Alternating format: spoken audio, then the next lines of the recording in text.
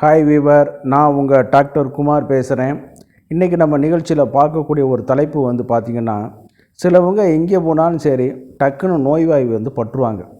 ஒரு இடத்த விட்டு இடம் மாறினாலும் சரி, ஒரு புதுசாக ஒரு வேலையை தொடங்கினாலும் சரி, ஒரு ஃபங்க்ஷனுக்கு போயிட்டு அட்டன் பண்ணிட்டு வருவாங்க. அன்றைக்கி நைட்டே கோல்டு பிடிச்சிரும், அல்லது உடம்பு பெயின் வர ஆரம்பிச்சிடும், சிலவங்களுக்கு ஃபீவர் வர ஆரம்பிச்சிடும். பக்கத்தில் பஸ்ஸில் போயிட்டு இருப்பாங்க, பக்கத்தில் உள்ளவங்க தும்முவாங்க, அல்லது அவங்க ஏதாவது ஒரு நோய் ஊற்றுறவர்கள் ஒரு இடத்துலேருந்து இன்னொரு இடத்துக்கு வைத்தியத்திற்கு போகும்பொழுது, ஒரு அருகில் பயணம் பண்ணும் பொழுது அந்த பாதிப்புகள், ஒரு வைரஸ் பாதிப்புகளோ அல்லது பாக்டீரியல் இன்ஃபெக்ஷனோ, இந்த மாதிரியான இன்ஃபெக்ஷனை ஈஸியாக தொற்றிக்கொள்ளும். இதெல்லாம் பார்த்திங்கன்னா குழந்தைகளுக்கு ஒரு காமனாக இருக்கக்கூடிய ஒரு இது பல கேட்டகரியில் பிரிக்கலாம். பாக்டீரியாவாக இருக்கலாம், வைரஸுகளாக இருக்கலாம், புரோட்டோசோவல் இன்ஃபெக்ஷன், சரிங்களா, அமீபாசிஸ்ன்னு சொல்லுவாங்க. அதே நேரத்தில் சிலது ஃபங்கஸ் இன்ஃபெக்ஷன் சிலவங்களுக்கு வரும்.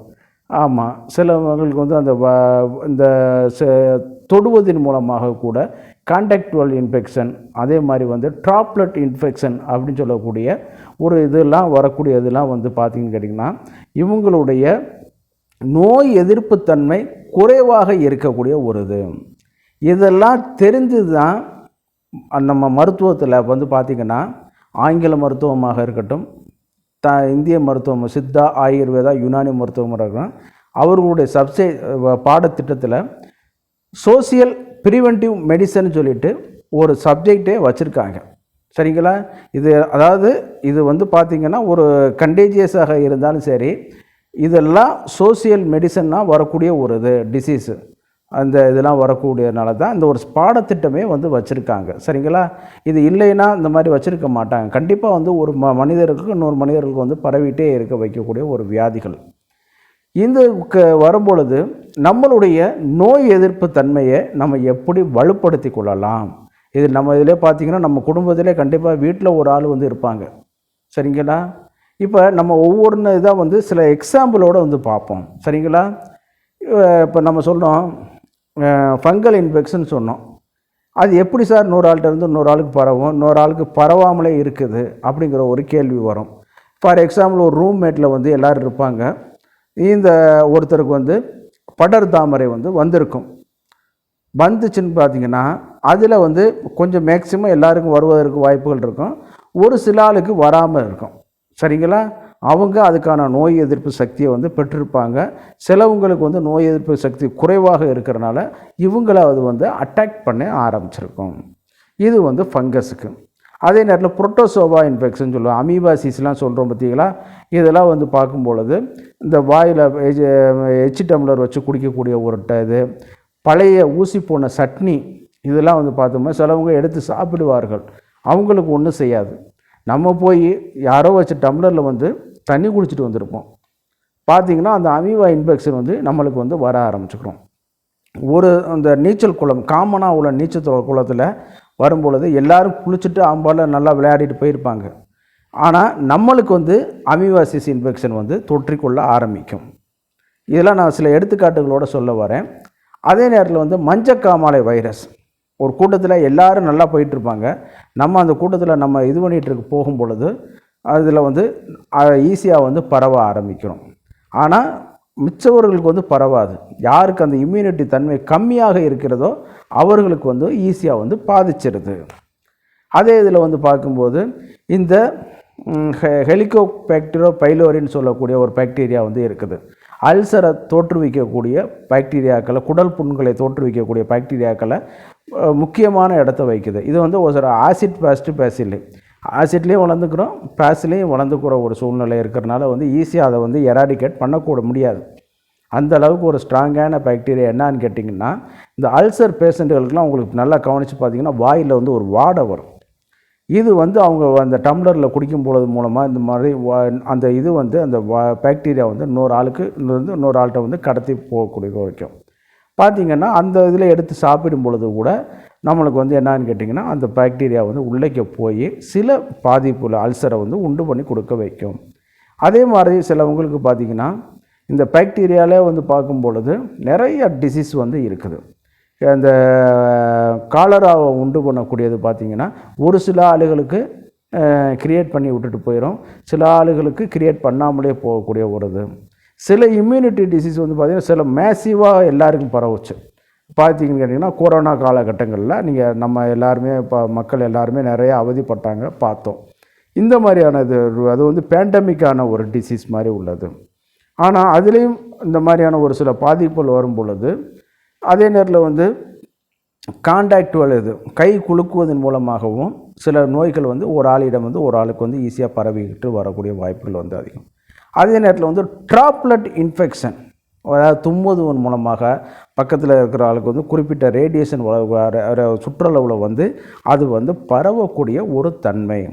இதெல்லாம் எதுக்கு சார் அந்த மாதிரி சொல்கிறோம்னு கேட்டிங்கன்னா, இதெல்லாம் ஒரு டைப் ஆஃப் இதெல்லாம் ஒரு சின்ன எக்ஸாம்பிள் சரிங்களா போகிறதுக்கு முன்னாடி. அப்போ இந்த மாதிரியான இதுகள்லாம் வரும்பொழுது சிறு குழந்தைகளாக இருந்தால் அவங்களுக்கு நோய் எதிர்ப்பு தன்மை பாதிக்கப்பட்டு ஓரளவு அதில் வந்து அவங்க பின்காலத்தில் வந்து ஒரு நோய் எதிர்ப்பு சக்தி பெற்ற ஒரு முழுமையான ஒரு மனிதனாக பரவுவார்கள். ஆனால் சிலவங்களுக்கு வந்தாலும் சில வந்த வியாதிகள் வந்து கொண்டே தான் இருக்கும். நல்லா கவனித்து பார்த்தீங்கன்னா தெரியும். நம்ம வீட்டில் உள்ள ஆளுக்கு இப்போ தெரியும். ஒரு கூட்டத்துக்கு போயிட்டு வருவாங்க, மறுநாள் சளி காய்ச்சல் இதாகிக்கிறோம், ஒன்றுமே சாப்பிட்ருக்க மாட்டாங்க, வயிற்று வலி வர ஆரம்பிச்சிருக்கோம். இந்த மாதிரியான இதுகள்லாம் வந்து ஃபேஸ் பண்ண முடியாத சில சூழ்நிலைகளில் வரும்பொழுது அவங்களுக்கு வந்து நம்ம ஓரளவு நம்ம வந்து ஒரு முடிவுக்கு வரும் பொழுது நோய் எதிர்ப்பு ஆற்றல் வந்து அவங்களுக்கு வந்து பெர்த்துலேயோ அல்லது அவங்களுடைய ஜீன்லேயோ அல்லது பின்கால் கட்டப்பட்ட தோஷங்களினால் வாத பித்த சமநிலையற்ற தன்மையினாலே கூட இதுகள் உருவாகுவதற்கு வாய்ப்புகள் வந்து அதிகம். இதில் வந்து பார்க்கும்போது பார்த்திங்கன்னா நோய் எதிர்ப்பு சக்தின்னு சொல்லிட்டு ஆயுர்வேதத்தில் ஒரு பெரிய ஒரு இதே சொல்லிட்டு வருவாங்க. ஓஜஸ் அப்படிங்கிறதுல வந்து சொல்லிட்டு வருவாங்க. இந்த ஓஜஸ் வந்து 7 தாதில் 8வது தாதுன்னு சொல்லிட்டு வருவாங்க. பர ஓஜஸ் அபர ஓஜஸ்ன்னு சொல்லிட்டு 2 வகையில் வந்து காணப்படுதுங்கிற மாதிரி சொல்லிட்டு வருவாங்க. இந்த ஓஜஸோட சக்தி யாராருக்கெல்லாம் குறைகிறதோ அவர்களுக்கு இந்த நோய்கள் தாக்கக்கூடிய ஆற்றல், சில வகையான டிசார்டர்கள் பெறக்கூடிய ஆற்றல் வந்து அதிகமாக இருக்கக்கூடிய ஒரு இது. சில முனிசிரேஷ்டர் இவரோட தவசிரேஷ்டர்கள்லாம் பார்த்திங்கன்னா பக்கத்தில் நின்றாலே வந்து அவங்களுக்கு வந்து எதுவுமே வந்து அண்டாது. அவர்கள் வந்து நிறைய சில சர்வீஸ் பண்ணவங்களாம் பார்த்துருக்கோம். அவங்களுக்கு பக்கத்துலேயே வந்து இதாகாது. காரணம் வந்து அந்த ஓஜஸ்ங்கிற தாதுக்களோட வலிமை. சரி, இந்த மாதிரியான நோய் எதிர்ப்பு சக்தி குறைந்தவர்களுக்கு என்ன சார் ட்ரீட்மெண்ட்டு அப்படின்னு சொல்லி பார்த்துன்னு கேட்டிங்கன்னா, முதல்ல நம்மளுடைய தோஷங்களான வாத பித்த சமநிலையை வந்து சரியான நிலையில் வந்து நம்ம வைத்து கொள்ள வேண்டும். சரிங்களா? அதனால தான் திருவள்ளுவர் என்ன சொல்லிட்டாரு, மிகினும் குறையினும் நோய் உண்டாக்கும் சொல்லிட்டாரு. சிம்பிளான லைன், மிகினும் குறையினும் நோய் உண்டாக்கும். வாத பித்தம் சமநிலை கரெக்டாக இருக்கணும். வாதம் மிகுந்துருச்சுன்னா வாத நோய்கள் 80 உண்டு பண்ணும். பித்தம் மிகுந்துருச்சுன்னா பித்த நோய்கள் 40 உண்டு பண்ணி கொடுக்க வைக்கும். அடுத்து கஃபம் மிகுந்துச்சுன்னா 20 கஃபத்தோட 20 நோய்கள் உண்டு பண்ண வைக்கும். இதில் ஆயுர்வேதத்துக்கும் சித்தாவுக்கும் எண்ணிக்கையில் வித்தியாசம் இருக்குது. அந்த கான்ட்ரவர்சியில் கூட நான் போக விரும்பலை. அதில் வரும்பொழுது அந்த வாத பித்த சமநிலையில் இந்த மாதிரியான பாதிப்புகள் அப்புறம் 2 சேரும். வாதமும் பித்தமும் சேரும், வாதமும் கஃபமும் சேரும், பித்தமும் கஃபமும் சேரும். வாத பித்த கஃபம் அப்படின்னு சொல்லி கூட ஒரு 3 வகையான இதில் வந்து சேர்றதுனால கூட இந்த டிசீஸோட இது வந்து எண்ணிக்கை வந்து அந்த ஒன்று மல்டிப்ளிகேஷன் ஆகிட்டே இருக்க வைக்கும். அந்த அளவுக்கு வந்து டிசீஸை வந்து இது வந்து கொண்டு வர்றதுனால வந்து இதை நம்ம சரியான முறையில் வந்து இது பண்ணி கொடுக்க வைக்கும். எப்படி சார் சொல்கிறீங்க? நல்ல ஒரு ஃபங்க்ஷனுக்கு வெயிலில் நடந்து போவாப்புல, போயிட்டு அங்கே போனோடனே என்ட்ரி பண்ணோன்னே தண்ணி கூல்ட்ரிங்க்ஸை வாங்கி குடிப்பாப்புல. கண்டிப்பாக அந்த இடத்துல என்னாகும், உள்ளைக்கு வெயிலில் நடந்து போகும் பொழுது நம்ம வந்து அந்த வெப்பம் வரும்பொழுது உள்ளைக்கு வந்து குளிர்ச்சியான ஒரு சூழ்நிலையை உண்டு பண்ணி கொடுக்க வைக்கும். வெப்பத்தை வெளியேற்றக்கூடிய ஒரு தன்மையை உண்டு பண்ணி கொடுக்க வைக்கும். அப்புறம் போன உடனே என்னான்னு கேட்டிங்கன்னா, நம்ம தண்ணியை குடிக்கும் பொழுது என்னான்னு கேட்டிங்கன்னா கஃப அபக்கிருதமாக இன்க்ரீஸ் ஆகிட்டு ஜலதோஷம் சம்மந்தப்பட்ட ஒரு வியாதிகளை வந்து உண்டு பண்ணி கொடுக்க வைக்கும்.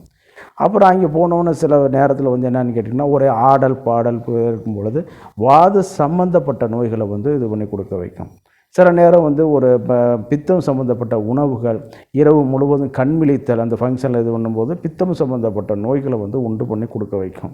அப்போ இந்த அளவுக்கான இதில் வரும்பொழுது நம்மளுடைய இதே வந்து அந்த நோய்கள் வந்து உருவாகிறதுக்கு வாய்ப்புகள் வந்து அதிகம். இதெல்லாம் சொன்னோம்னா நிறையா போயிட்டே இருக்க வைக்கும். அடுத்து நம்ம பார்க்கும்போது இந்த ஓஜஸ் தாதுக்களை வந்து வலிமைப்படுத்தி வரும்பொழுது சரியான நேரத்தில் உணவு அருந்த வேண்டும். அப்போ தான் அந்த தாதுக்கள் 7 தாதுக்கள் வளர்ச்சி அடைய வைக்கும். 7 தாதுக்களில் வளர்ச்சி, அதாவது ஒவ்வொரு தாதுக்களும் ஒவ்வொரு குறிப்பிட்ட நாளிகளில் தான் வளர்ச்சி அடையும்னு சொல்லிட்டு வராங்க. அந்த தாதுக்கள் நல்லா வளர்ச்சி அடைந்த பிறகு தான் நம்மளுடைய அந்த இம்யூனிட்டி வந்து அதிகப்படுத்த வைக்கும். சரிங்களா? நன்றாக தூங்க வேண்டும். ஒரு மனிதனுக்கு வந்து தூக்கம் வந்து ஒரு 7லிருந்து 8 மணி நேரம் வந்து சராசரியாக தூங்க வேண்டும். அப்போ தான் எல்லா தாதுக்களுக்கும் அது வந்து ஒரு வளர்ச்சியை வந்து பண்ணி கொடுக்க வைக்கும். சரிங்களா? அதனால் சிலவங்களுக்கு இரவு முழுவதும் பகல் முழுவதும் கண் முழித்து தூக்கம் இல்லாமல் இருக்கும்போது உடல் சூடடைந்து அந்த ஏற்கனவே சொன்ன மாதிரி மிகுனும் குறையினும் மாதிரி வாத பித்த சமநிலையற்ற தன்மையை தோற்றுவித்து நோயை உண்டு பண்ணி கொடுக்க வைக்கும். சரிங்களா? அதனால் நம்ம ரொம்ப எச்சரிக்கையாக இருக்க வைக்கும். அதே நேரத்தில் வந்து வெளியூருக்கு போயிட்டு வந்த பிறகு, இடங்களுக்கு போயிட்டு வந்த பிறகு கை கால்களை நம்ம சுத்தப்படுத்துவதன் மூலமாக நம்மளையும் காப்பாற்றி கொள்ளலாம், நம்மிடமிருந்து நமது வீட்டில் உள்ளவர்களையும் காப்பாற்றி கொள்ளலாம். நம்ம ஒரு கேரியராகவும் செயல்படக்கூடாது. அதே நேரத்தில் வந்து இம்யூனிட்டியை வளர்க்கக்கூடிய செவனப்பிராச லேகியம் கேள்விப்பட்டிருக்கீங்க. அந்த செவனப்பிராச லேகியம் வந்து நம்ம இதில் வந்து எல்லா இடத்துலையும் கிடைக்குது. நல்ல பிராண்டாக வாங்கி நல்லா இது வந்து டெய்லி ரெகுலராக இது பண்ணி கொண்டு வரும் பொழுது நம்ம உடம்பை வந்து ஒரு காயகல்ப தன்மையை வந்து உண்டு பண்ணி கொடுக்க வைக்கும். ரெகுலராக எடுத்து கொண்டு வரும் பொழுது கூட நம்ம நோய்களை வந்து தற்காத்து கொள்வதற்கான வாய்ப்புகளும் அதில் வந்து அதிகம். அந்த அளவுக்கு ஒரு வித்தியாசமான ஒரு நல்ல ஒரு ப்ராடக்ட்டு. இந்த செவனப்பிராசத்துக்குள்ளே ஒரு பெரிய கதையே இருக்குது. அந்த கதையை சொன்னோம்னா வீடியோ வந்து எக்ஸ்டெண்ட் ஆகிட்டே போயிட்டு இருக்கோம். இதை வந்து நம்ம ரெகுலராக பயன்படுத்தலாம். அடுத்து தனி நெல்லிக்காய் நம்ம காலையிலையோ இந்த மாதிரியான இதுகளில் வரும்பொழுது நம்மளுக்கு வந்து இன்னும் கொஞ்சம் ஒரு வளர்ச்சியை வந்து நல்லா பண்ணி கொடுக்க வைக்கும். செல்களை வந்து டீடாக்சிஃபிகேஷன் பண்ணி ரீஜென்ரேட் பண்ணக்கூடிய ஒரு ஆற்றலை வந்து உண்டு பண்ணி கொடுக்க வைக்கும். அடுத்தது நம்ம பார்க்கும் பொழுது அதாவது இரவில் வந்து நெல்லிக்காயை வந்து தவிர்த்தணும். நிசி தண்ணில் நெல்லி தவிர்ப்போம்னு சித்தர்கள் சொல்லிட்டாங்க. சரிங்களா? அப்போ நெல்லியை வந்து இரவில் வந்து தவிர்த்திட விட வேண்டும். அடுத்து நம்ம பார்க்கும் பொழுது பார்த்திங்கன்னா காலையில் மதியம் இரவு அப்படின்னு சாப்பிடக்கூடிய திரிஃபலா அப்படி சொல்லக்கூடிய ஒரு ப்ராடக்ட் வந்து இருக்குது. அதில் வந்து கடுக்காய், நெல்லிக்காய், தாண்டிக்காய் 3 வந்து இருக்கக்கூடியது. இதில் வந்து பார்த்திங்கன்னா 3 நேரத்தில் சாப்பிடுங்க அப்படிங்கிற மாதிரி தான் ஏடுகளில் சொல்லப்பட்டு வந்திருக்குது. மண்டலம் தண்ணியில் சாப்பிட்டால் கோல் ஊன்றக்கூடிய கிழவனும் கூட கம்பை தூக்கி போட்டு நல்லா நடப்பாங்க அப்படின்னு சொல்லி ஒரு பாடலே இருக்குது.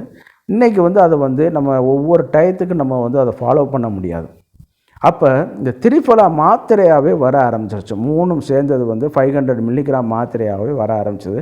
ஒரு 2 மாத்திரை உணவுக்கு பின்னாடி மதியம் இரவு சுவைத்து சாப்பிட்டு அந்த உமிழ் நீரோடு நீங்கள் இறக்கும் பொழுது, அந்த இறக்கும் பொழுது என்னான்னு கேட்டிங்கன்னா அது வந்து உடம்புல தேவையில்லாத டாக்ஸின்ஸை வந்து ரிமூவ் பண்ணுறது மூலமாகவும் செல்களை வந்து டீடாக்சிஃபிகேஷன் பண்ணுறது மூலமாகவும் ரெஜுவினேட் பண்ண மூலமாகவும் வந்து உடம்பை வந்து ஒரு சித்தி பண்ண வச்சு கொஞ்சம் வளர்ச்சி அடைய வந்து வைக்கும். சரிங்களா? இப்போ இதெல்லாம் ஒரு சில ப்ராடக்ட்டுகள்லாம் இருக்குது. இன்னும் நரசிம்ம லேகியம் இருக்குது, பல்லாதக ரசாயனம் இருக்குது. சரிங்களா? இதெல்லாம் வந்து பார்த்திங்கன்னு கேட்டிங்கன்னா அதே மாதிரி ரசகந்தி மெழுகு இதெல்லாம் வந்து பார்த்திங்கன்னா நல்ல மருந்துகளில், ஆனால் தகுந்த மருத்துவர் ஆலோசனை பெற்று சாப்பிடணும். சரிங்களா? அது சாப்பிடும்போது சில பத்தியங்கள்லாம் இருக்குது. இப்போ நான் முதல்ல சொன்னதெல்லாம் பத்தியங்கள் இல்லை. இதில் வந்து கொஞ்சம் மருத்துவருடைய ஆலோசனை பெற்று தான் நீங்கள் சாப்பிடணும். போனதோடனே நரசிம்ம பல்லாதக லேகியம் வந்து சாப்பிடக்கூடாது. அதே மாதிரி நரசிம்ம லேகியம் வந்து வாங்கி சாப்பிட முடியாது. சரிங்களா?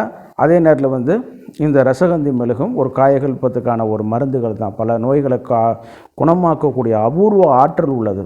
அது இடிக்கும் பொழுது கூட மர உரலில் தான் இருக்கணும், கருங்காலி உரலில் தான் இழுக்கணும். அந்த இரும்பு உலக்கை வந்து போட்டு கொடுக்கக்கூடாது அப்படின்னு சொல்லக்கூடிய ஒரு இதெல்லாம் இருக்குது. இப்போ ப்ரிப்பரேஷன்லேயே அது நெருப்பு சேராமல் கடைசியில் இடித்து செய்யக்கூடிய ஒரு மருந்து.